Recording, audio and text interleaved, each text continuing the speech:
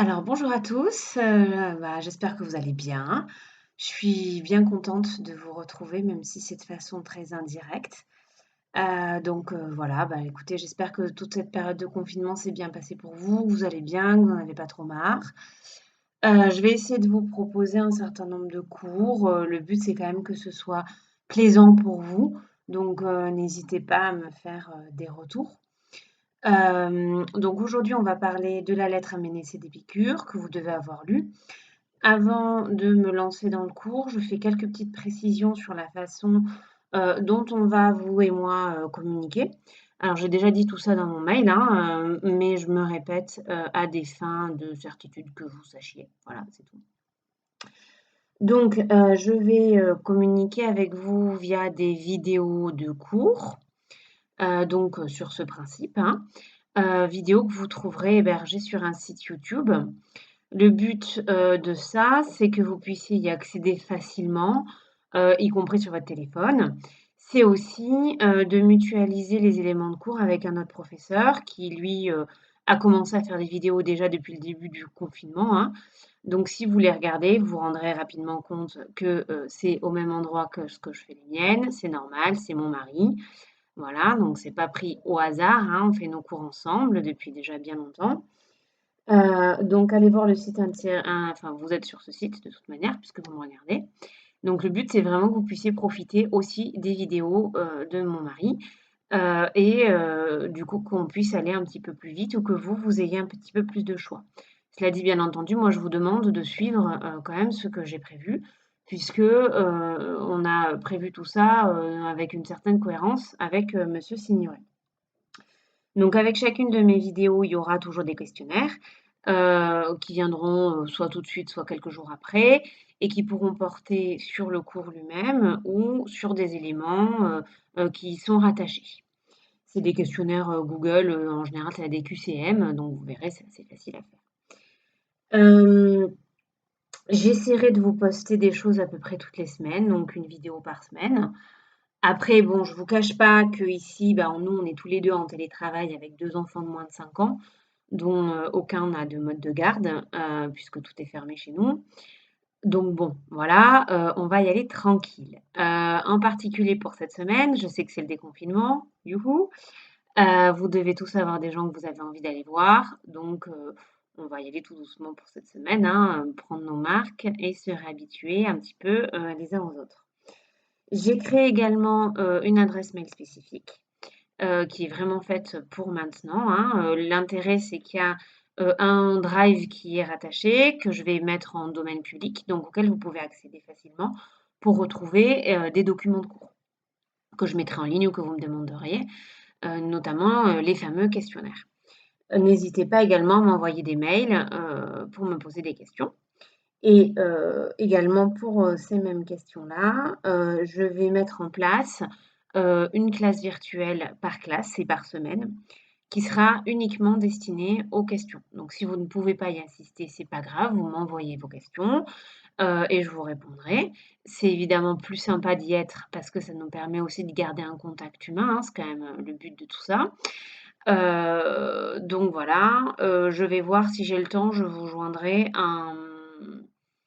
comment on appelle ça? Un doodle, pour que vous puissiez me dire, quand est-ce que, vous êtes majoritairement disponible. Donc je sais que vous avez, des habitudes de travail que vous avez prises avec monsieur Signoret. N'hésitez surtout pas à me faire des retours sur ce que vous préfériez avec lui, sur ce que vous préférez maintenant pour que je le maintienne ou s'il y a encore des choses qui ne vous conviennent pas pour une raison ou pour une autre, hein. Le but encore une fois, c'est que vous soyez à l'aise avec nos différentes façons de communiquer. Voilà. Je pense que c'est à peu près tout ce que j'avais à vous dire en termes d'organisation. Donc on va se lancer, tout de suite, dans le travail de la lettre à Ménécée. Donc je sais que, vous avez dû la lire cette lettre. J'ai récupéré il y a peu, vos, fiches de lecture. Je vais les lire, dès que je pourrai, hein. De toute manière, ne vous inquiétez pas pour tout ce qui est notation. La le rendu d'une fiche de lecture équivaut à un 20, voilà, c'est comme ça qu'on va noter. Et tous les petits questionnaires que je vous ferai, ça a plus pour but de voir si vous suivez, s'il n'y a pas de problème de compréhension, si je ne suis pas en train de vous larguer, que pour vous fliquer, hein, bien entendu. Donc, j'en viens à la lettre MNSC. Alors, pourquoi avoir choisi de vous parler à nouveau de cette lettre MNSC? Monsieur Signoret m'a dit que vous l'aviez de toute manière pas fait de façon extensive, ce qu'on va faire à présent.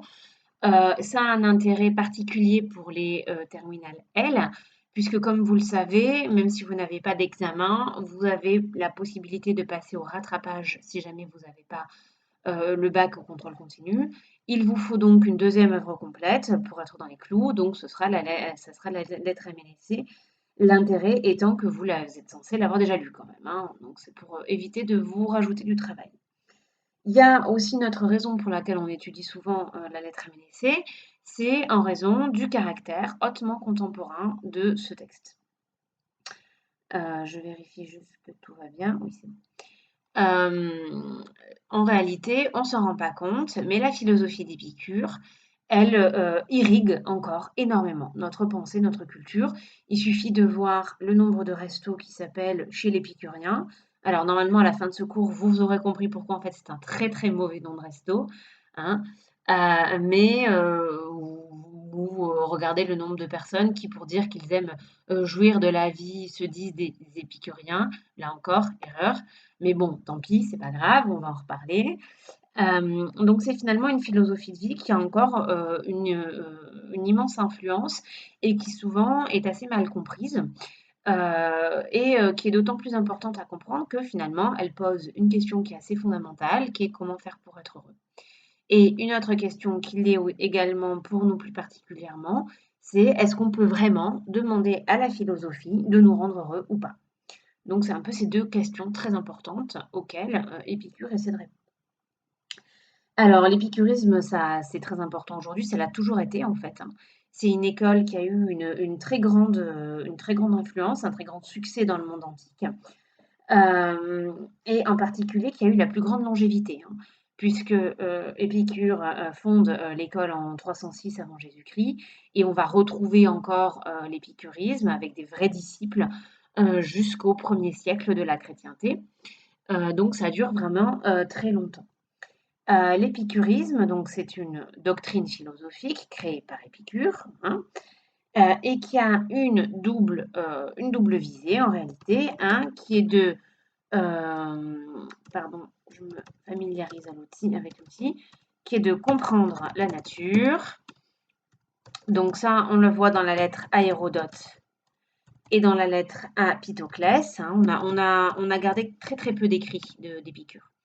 La plupart, en fait, on les a eus de Lucrèce, hein, et il nous reste seulement 3 lettres en fait d'Épicure et quelques sentences. Donc comprendre la nature, c'est dans la lettre à Hérodote, la lettre à Hippoclès. Et comment comprendre comment régler sa vie pour être heureux. Ça, c'est dans la lettre à Ménécée, ainsi que du coup, vous le savez. Donc, la philosophie d'Épicure, c'est une philosophie de vie, comment être heureux, mais c'est aussi une épistémologie, hein. Donc, une épistémologie, ça veut dire que c'est une philosophie qui cherche à comprendre le vrai. Épistémologie. C'est-à-dire qu'en réalité, c'est une théorie de la connaissance et une cosmologie. Ça, on y reviendra un petit peu plus tard, notamment quand on travaillera sur les dieux. Nous verrons qu'en réalité, ces deux aspects, comprendre la nature, régler sa vie pour être heureux, sont liés.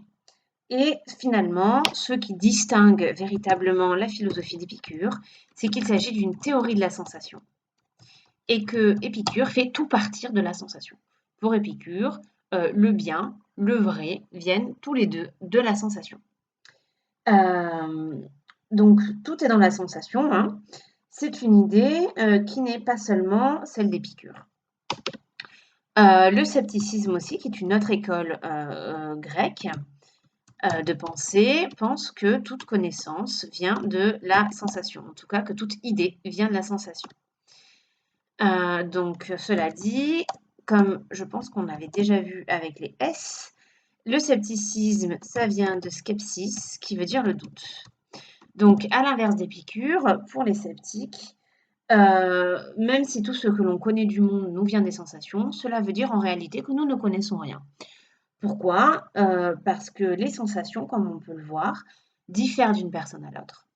Elles diffèrent également chez un même individu d'un moment à l'autre. Il y a un moment où je vais avoir froid ou chaud, selon exactement les mêmes conditions. Et en réalité, nos sensations nous induisent en erreur. Ça, c'est le cas bien connu, des illusions des sens. En revanche, pour les épicuriens, ces erreurs-là, ces différences entre les individus et chez un même individu, ne sont jamais dues à la sensation. La sensation, elle est toujours véridique. Mais l'erreur vient de ce que nous interprétons mal les sensations que nous recevons, en portant sur elles des jugements.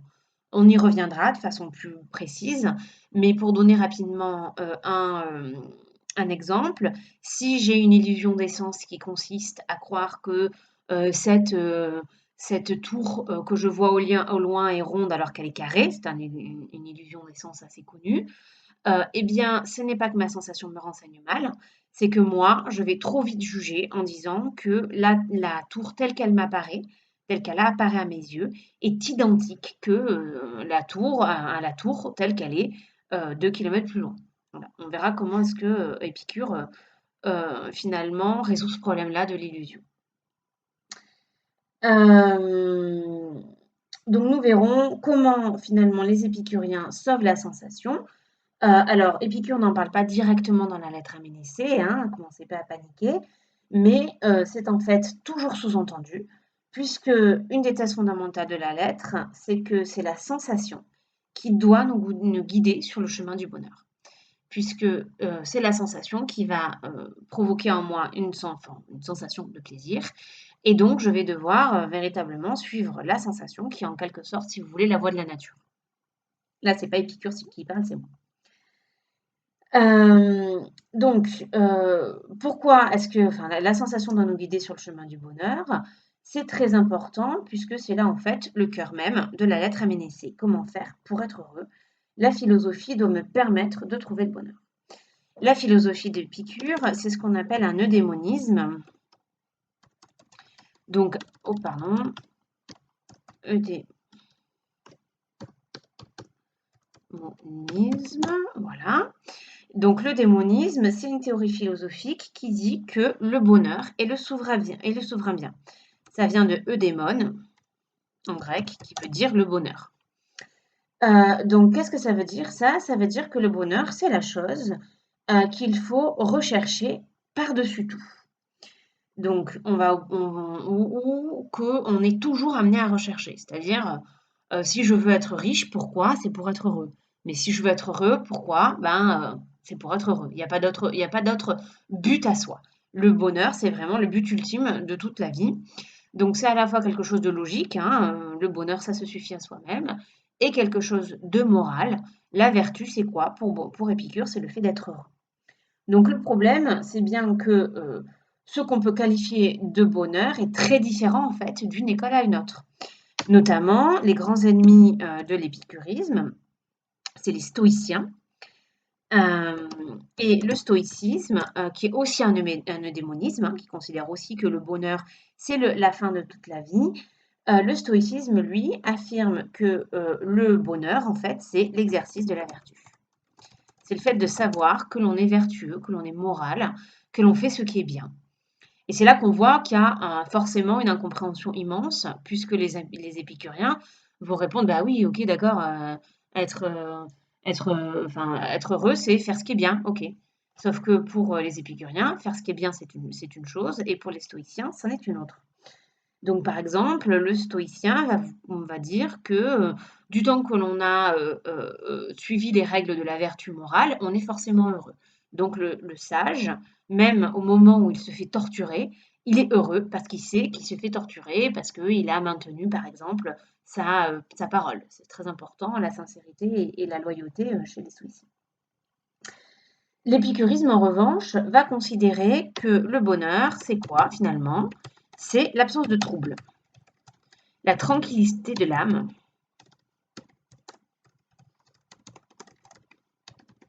Ce que l'on appelle l'ataraxie.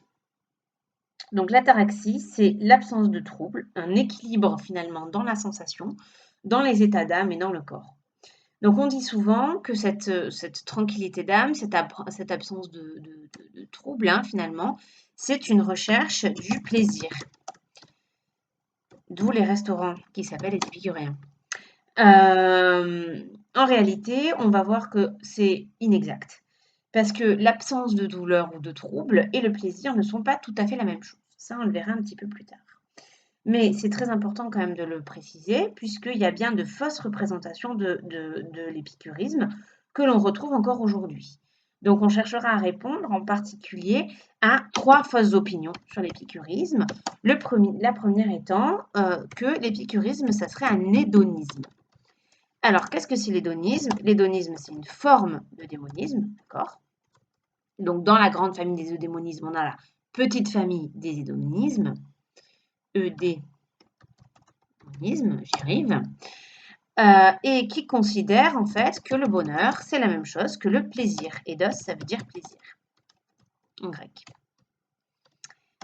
Or, pour Épicure, le bonheur, c'est pas la même chose que le plaisir, on verra pourquoi. Et en particulier, chez les épicuriens, on ne cède pas à tous ces plaisirs, contrairement au procès qu'on a pu leur faire pendant extrêmement longtemps.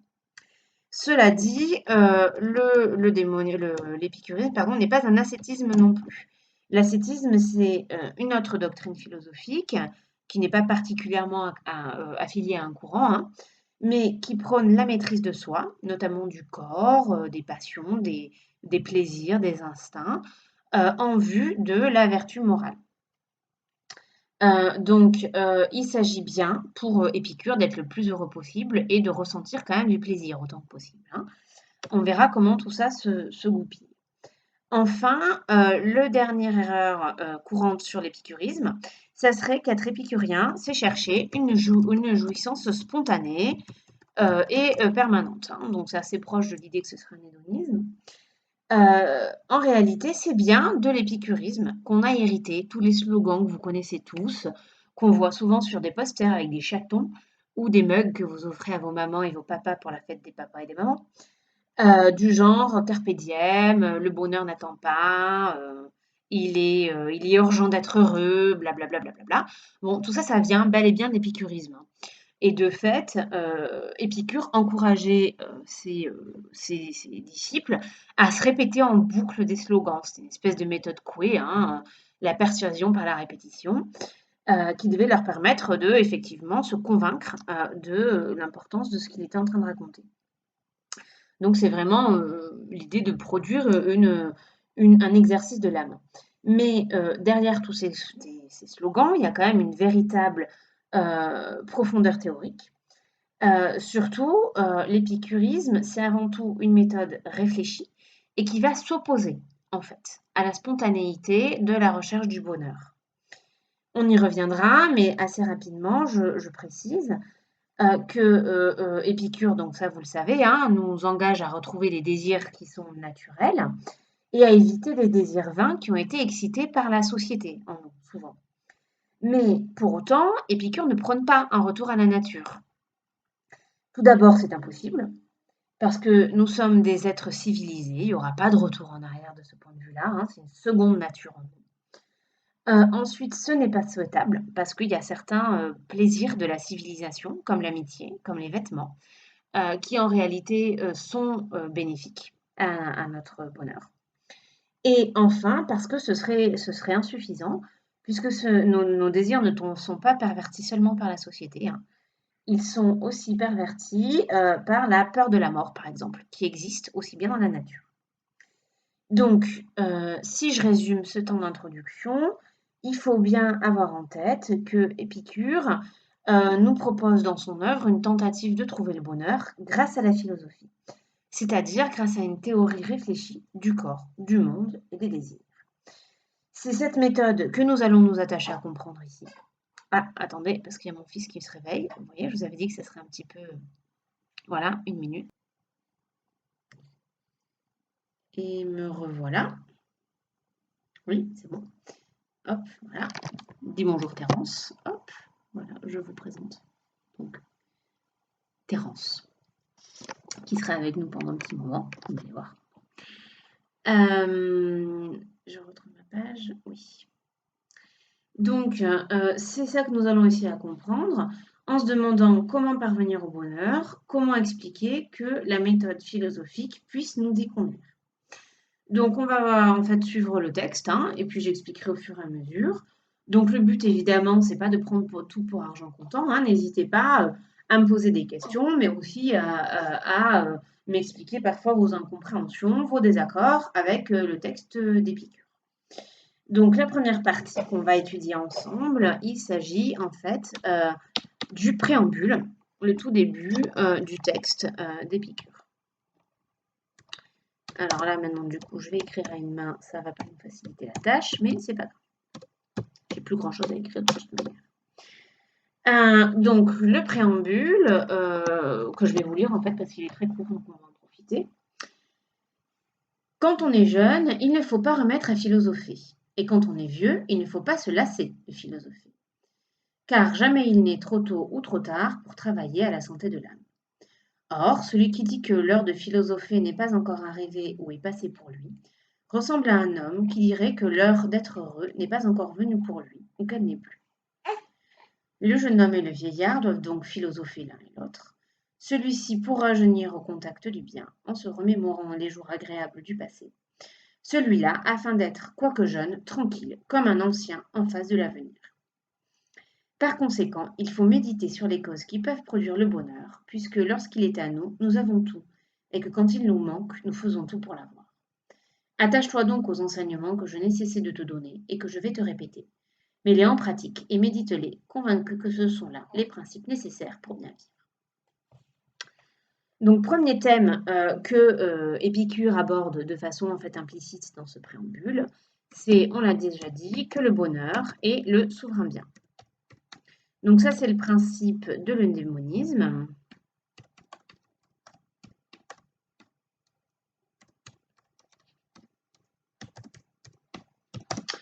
Voilà. Il faut rechercher le bonheur. Donc le souverain bien, c'est le plus grand bien qu'on puisse atteindre, celui en vue duquel tout le reste est fait. Donc quoi que je fasse, c'est pour être heureux. Le problème, c'est que, donc on l'a vu, ce en quoi constitue ce bonheur est sujet à discussion, mais plus encore, pour Épicure, on va le voir, le bonheur consiste en l'équilibre des désirs, ou plutôt en une absence de trouble, l'ataraxie. C'est la tranquillité d'âme à laquelle aspire le sage. On reviendra sur ce en quoi consiste exactement cette tranquillité et son lien avec le désir, mais la recherche du bonheur, conçue comme ataraxie, a déjà, dès le préambule, une conséquence très importante. C'est que le bonheur n'est pas considéré comme un terme à atteindre une fois pour toutes, je serai heureux quand j'aurai ceci ou cela, mais comme une activité. L'activité en grec, hein, ça se dit énergeia, ici en tout cas. Donc on retrouve le terme d'énergie dedans, hein. Donc il faut vraiment voir là-dedans une énergie, c'est-à-dire un principe formateur de croissance, ce qui pousse la vie. Ouais. Donc le bonheur, c'est une activité dont il faut s'occuper activement, mais pas n'importe laquelle, hein, c'est l'affaire de toute sa vie. De fait, il ne s'agit pas simplement d'une exhortation à profiter, de dire ah mais regarde comme le soleil est beau, profite de chaque jour, là là, regarde le coucher de soleil, etc.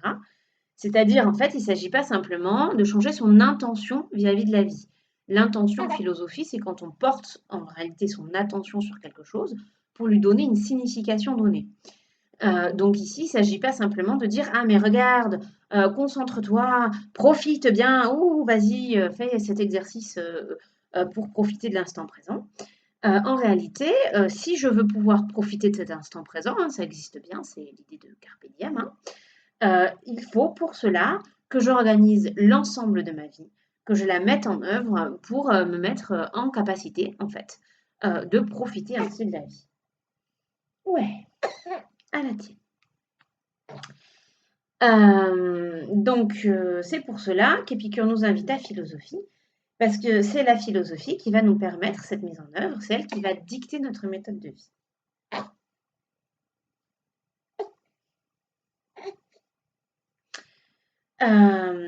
Donc, quelle est donc cette philosophie et pourquoi est-ce que c'est un petit peu polémique? C'est le deuxième thème important ici de ce préambule. Il n'existerait pas, en fait, pour Épicure, il n'existe pas de temps pour philosopher, ou plutôt ce temps est toujours. Donc, on n'est jamais trop jeune ni trop vieux pour philosopher. Il s'agit ici en réalité d'un thème qui est extrêmement polémique en Grèce.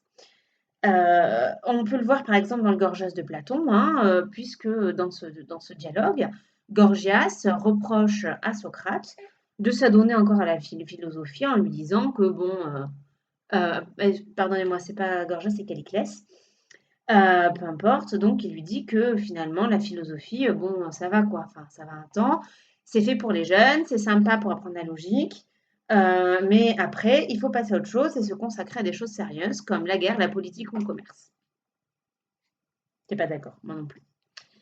Heu, donc plus encore, ça a été un des principaux reproches faits à Socrate lors de son procès, puisque comme vous le savez, je pense, puisque je crois que monsieur Signoret vous en a parlé, Socrate a été condamné à mort, hein, il a été condamné à mort à la ciguë et on voit dans l'apologie de Socrate et dans le Théâtète que notamment une des choses qu'on lui reproche, c'est d'avoir détourné la jeunesse, d'avoir amené les jeunes à faire de la philosophie au lieu de suivre, leurs parents dans leur métier, au lieu de s'investir dans la vie publique. Parce que, des gens qui se consacrent à la philosophie, c'est bel et bien dangereux pour l'unité sociale puisque c'est des gens qui vont refuser le consensus déjà établi et qui vont refuser de s'investir dans la vie politique. C'est quelque chose qu'on retrouve en fait chez Épicure, puisqu'Épicure fonde lui-même une communauté qu'on appelle le Jardin, qui serait probablement plus ou moins qualifiée de secte chez nous, hein. Enfin, ils étaient gentils, hein, il n'y avait rien de bien méchant, hein, mais ils choisissaient de s'accepter finalement de la vie publique, de quitter la ville, hein, de quitter Rome, ou de quitter, ouais, ouais, pour Lucrèce, hein, qui était romain, et d'aller vivre à part. Donc le sage, le plus souvent chez Épicure, ne s'occupe d'ailleurs pas de politique. Mais pour Épicure, non seulement il y a une urgence à philosopher, mais il faut philosopher toute sa vie, pour plusieurs raisons. Tout d'abord, il n'est jamais trop tard pour philosopher. Au contraire, le vieillard a aussi le droit d'être heureux, et d'ailleurs, il y arrivera peut-être plus facilement que le jeune, contrairement à ce que semble dire le texte. Il y a une inégalité face au bonheur des vieux et des jeunes, pardon, des personnes âgées, qui est que quand on est âgé, finalement, on n'a plus trop de soucis parce que bon, on a réussi à amasser pas mal d'argent, quand on a de la chance d'ailleurs. On est dépourvu des soucis de la jeunesse et on est capable de jouir de ses souvenirs. En revanche, il est vrai qu'on peut être confronté à la crainte de la mort un peu plus que les jeunes et donc il faut quand même philosopher, hein, pour se guérir de cette crainte. Donc inversement, il n'est jamais trop tôt, pour philosopher. Il y a une urgence à philosopher puisque seule la philosophie peut m'apporter ce bonheur et que le temps que j'utilise à faire autre chose est perdu. Tout cela, c'est vraiment en lien avec la philosophie, du temps d'Épicure, puisque Épicure considère, le temps, chaque instant du temps comme étant un point. Une fois que, donc c'est des points qui se succèdent, une fois que l'instant est passé, que le point, dans le temps est passé, il ne reviendra plus et il ne dure qu'un instant. Donc Épicure a bien conscience de ce caractère unique du temps, unique et irréversible. Une fois que l'instant est passé, c'est terminé. La vie est conçue selon ce même schéma, hein, puisque quand ma vie s'arrête, je suis mort. Or, la mort n'est pas une autre vie, une seconde vie, mais c'est une éternité de non-vie, au vu de laquelle, finalement, la vie ne dure que très très peu de temps. Donc, j'ai très peu de temps pour être heureux. Il est toujours possible de mourir avant d'être heureux, et ça, c'est d'autant plus embêtant que, en réalité, le bonheur est aussi un devoir moral. Je vous le rappelle, hein, le bonheur, c'est le souverain bien. Donc, être heureux et être vertueux, c'est exactement la même chose. Pas au sens où je suis obligée d'être heureuse Comme si on me disait: «Tu seras heureuse» ou alors «Tu iras en enfer» et là, «Tu seras malheureuse». Vous voyez, c'est immédiatement contradictoire. Mais l'idée qu'être heureux, c'est se conformer au bien. Le bonheur, c'est la fin de la vie et son but ultime. Et bon, ça, on l'expliquera par des arguments physiques quand on fera la mort. Donc ici, il faut quand même préciser qu'Épicure est en désaccord absolu avec Platon, puisque Platon, lui, écrit sur le frontispice de son école: Nul n'entre ici s'il n'est géomètre, c'est-à-dire qu'il faut avoir un certain nombre de connaissances, notamment mathématiques, avant de pouvoir devenir philosophe.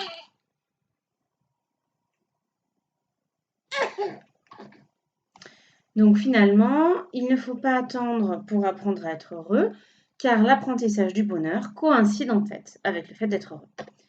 Il n'est pas la peine d'attendre que l'apprentissage soit fini, c'est le chemin qui est le but du voyage. Alors, de là le fait qu'il faut philosopher tôt. Il ne faut pas philosopher un temps puis s'arrêter. Il n'y a pas d'âge pour philosopher, bien au contraire. La philosophie et le bonheur sont l'occupation d'une vie.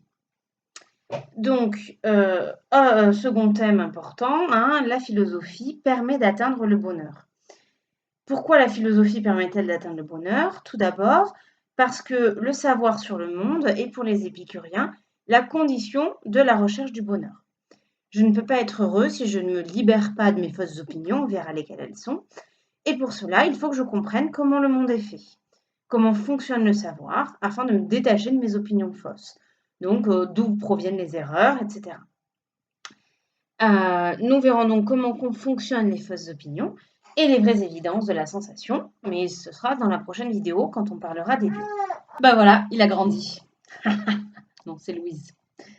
Merci Louise, tu dis bonjour? Bonjour. C'est bon, il va jouer. Mais du coup, la philosophie, ça ne peut pas être qu'un système théorique, sans quoi il faudrait attendre d'avoir tout compris avant d'être heureux. Donc finalement, la philosophie, c'est une pratique continuée qui va toucher la manière dont je vis. Et c'est quelque chose à faire soi-même qui se vit en première personne, une activité réflexive. Quand Épicure parle donc de méditer sur les causes qui peuvent produire le bonheur, il ne s'agit pas simplement d'une activité abstraite d'une mise en pratique, mais ça se confond avec la prescription d'un mode de vie. Par exemple, réfléchir à la mort comme à une cause de malheur, c'est par là même chercher à se guérir de la peur de la mort. Donc, il y a un véritable plaisir de la philosophie, finalement, du temps qu'elle est droite. On n'est pas guéri une fois pour toutes. C'est la pratique continue de la philosophie qui est la guérison. Mais pourquoi donc parler de guérison ici? Épicure le dit, c'est le dernier thème de ce préambule, hein, on a presque fini. Il faut chercher la santé de l'âme. C'est bien là le problème dont s'occupe la philosophie épicurienne. C'est que nous sommes malades et il faut nous soigner. De quoi sommes-nous malades? Nous sommes malades de mauvaises opinions. Épicure part d'un problème qui est que nous allons tous spontanément de nous-mêmes vers le bonheur, ce qui est très bien quand on n'est pas perverti par la société ou par des représentations fausses. L'exemple que donne toujours Épicure, c'est celui des enfants, en particulier des bébés. C'est ce qu'on appelle l'argument des berceaux. Hein. L'argument des berceaux, c'est l'idée que finalement, il y a une certaine naturalité du désir pour qui n'a pas encore été perverti par de mauvaises opinions. Je l'ai déjà dit, hein, certaines de ces mauvaises opinions peuvent venir de la société, mais pas que. Donc, il faut changer de méthode, faire une véritable révolution dans la façon dont on cherche le bonheur et surtout ne pas la chercher spontanément. Parce qu'en fait, dans notre spontanéité, on a déjà été perverti par des mauvaises opinions. La philosophie en elle-même n'est donc pas, par ailleurs, une fin en soi. Hein. Elle est bonne parce qu'elle est utile à l'homme, parce qu'elle est utile au bonheur. Mais de quoi va finalement guérir la philosophie? De 4 opinions qui nous rendent malheureuses, qui nous rendent malheureux. Ce pourquoi Épicure présente dans la lettre à Ménécée ce qu'on appelle un tétrapharmacone. Tétrapharmacone, ça veut dire les 4 médicaments ou les 4 remèdes. hein, le pharmacone, ça a donné pharmacie. C'est en grec, en fait, c'est une drogue, un pharmacone, hein. Donc, ça peut être à la fois quelque chose de bon et quelque chose de mauvais. Comme quand je prends, je sais pas, de l'opium, d'accord? L'opium, bon, ben, c'est un antidouleur, hein, donc c'est un médicament. Mais ça peut aussi, consommé de mauvaise façon ou de façon excessive, être une drogue qui nuit à la santé. Donc le tétrapharmacone, c'est les 4 remèdes aux 4 maux du monde, qui sont, normalement ça c'est clair, mais je vous le redis quand même, la peur des dieux, la peur de la mort, le caractère illimité du désir et la peur de la douleur. Donc, ces 4 éléments, c'est les 4 éléments dont il faut se prémunir et dont Épicure va successivement parler dans la lettre. Donc, la semaine prochaine, eh ben, on parle au minimum de la peur des dieux, peut-être de la peur de la mort si on arrive à bien avancer. Je vous donnerai également d'ici vendredi le questionnaire sur le cours. Et voilà, et ce sera tout pour cette semaine. Donc je vous contacte au plus vite, pour la classe virtuelle. N'hésitez pas à m'envoyer, des mails, sur la boîte mail que j'ai créée à cet effet. Je crois que c'est ça, que c'est cette boîte, mais je vous l'ai mis dans le mail de toute manière, donc si je me trompe, bah, vous le saurez. Suivez ce qui est écrit dans le mail, hein, parce que j'ai écrit là. Voilà. Et je crois que c'est à peu près tout ce que j'avais à vous dire. Voilà. Ce que j'avais à vous dire pour aujourd'hui. Je vous souhaite une très bonne semaine. Je vous souhaite un excellent déconfinement. Prenez bien soin de vous. Et puis, eh bien, du coup, à la semaine prochaine.